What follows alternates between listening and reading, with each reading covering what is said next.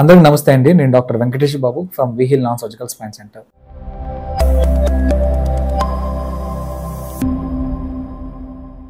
So ఈ రోజు వీడియోలో మడమ నొప్పి గురించి క్లియర్ గా చెప్పబోతున్నాను. మడమ నొప్పి అనేది చాలా మందికి బాధపడుతున్నారు. ఫుట్ పెయిన్ అంటాం కదా, లేదా హీల్ పెయిన్ అంటాం. సో ఇది ఎందువల్ల వస్తుంది, దాని కారణాలు ఏంటి, దాన్ని ఎలా తగ్గించుకోవచ్చో ఈ వీడియోలో చెప్తాను. సో ముందుగా దీనికి కారణాలు ఏంటంటే అధిక బరువు అండి. అధిక బరువు ఉండటం వల్ల, లేదా ఆడవాళ్ళు ఎక్కువ హై హీల్స్ వాడుతూ ఉంటారు దానివల్ల, లేదంటే కొంతమంది వాళ్ళు చిన్నప్పటి నుంచే ప్లాంటర్ ఫెసైటిస్ అంటామంటారు, లేదంటే ఫ్లాట్ ఫుట్ అంటాం. సో దీని వల్ల కూడా ఈ మడమ నొప్పి అనేది వస్తుంది. ఇప్పుడు మోస్ట్ కామన్ గా కొంతమందికి హీల్ పెయిన్ అని అంటున్నారు.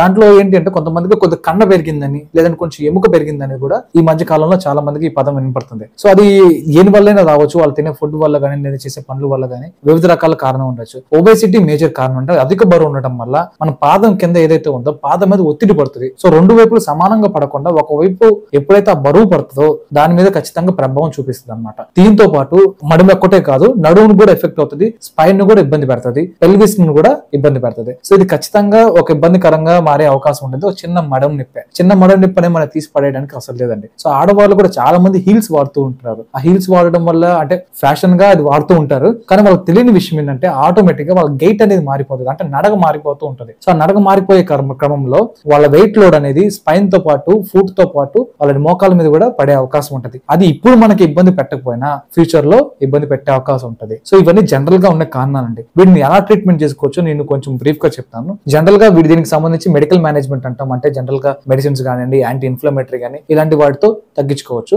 వీటితో పాటు ఏంటంటే కొంచెం ఫ్లాట్ ఫుడ్ కానీ, లేదంటే ప్లాంటర్ ఫెసైటిస్ అంటాం, వాటి కోసం ఏంటంటే సోల్, అయితే మనం చెప్పులు కానీ షూ కానీ వాడతాం కదా, ఆ సోల్ కరెక్షన్ అనమాట. అంటే మన ఫుట్ లో ఆర్చ్ ఉంటుందండి, ఆర్చ్ మెయింటైన్ చేయకపోవడం వల్ల కూడా ఈ ప్రాబ్లం వస్తూ ఉంటుంది. సో దాన్ని మెయింటైన్ చేసుకోవడం కోసం ఒక ఇన్సోల్ అనేది వాడుకుంటూ ఇలాంటి కొంచెం చిన్న కరెక్షన్స్ చేయొచ్చు. వాటితో పాటు జనరల్ ఫిజియోథెరపీ కానివ్వండి, కొన్ని ఫిజియోథెరపీలో మళ్ళీ మోడాలిటీస్ ఉంటాయి, వాటితో పాటు కొన్ని ఎక్సర్సైజెస్ ఉంటాయి. ఇవన్నీ చేసుకుంటూ కూడా దాన్ని మనం తగ్గించుకోవడానికి అవకాశం ఉంటుంది. సో ఇందాక నేను చెప్పాను కండ పెరిగింది అన్నాను, అంటే ఎముక పెరిగింది ఫుట్ లో అంటే హీల్ లో. సో అలాంటి వాటికి ఏంటంటే కొన్నిసార్లు సర్జరీ కూడా చేయాల్సిన అవసరం ఉంటుంది.